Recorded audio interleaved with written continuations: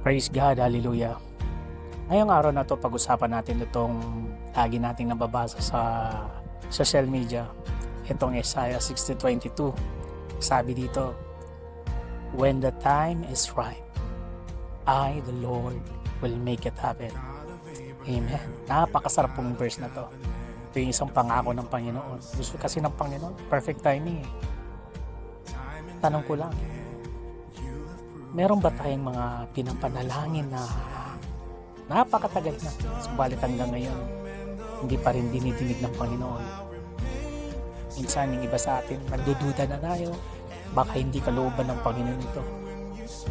Pero sabihin ko sa inyo, huwag kayong mapanghinaan ng loob, dahil si Joseph the Dreamer, for 22 years siyang nagantay bago niya nakamtan ang pangako ng Panginoon. At hindi lang yun, dumaan na siya ng isang matinding proseso sa kanyang buhay bago niya nakamtan ito. Andun yung hinulog siya sa balon ng kanyang mga kapatid. Binenta siya bilang slave. Tinempt siya ng maraming beses. Pinakusahan ng maling akusasyon.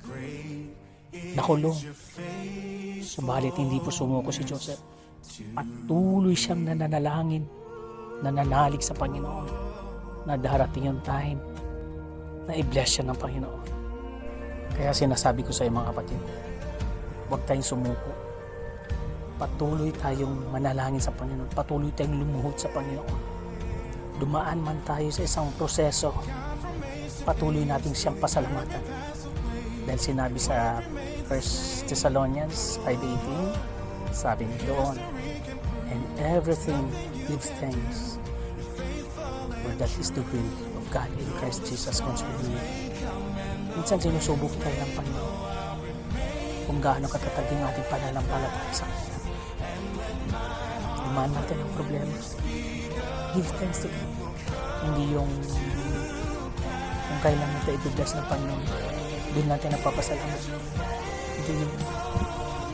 Kasi sinabi doon, everything give thanks. Tandaan natin, our God is a great God.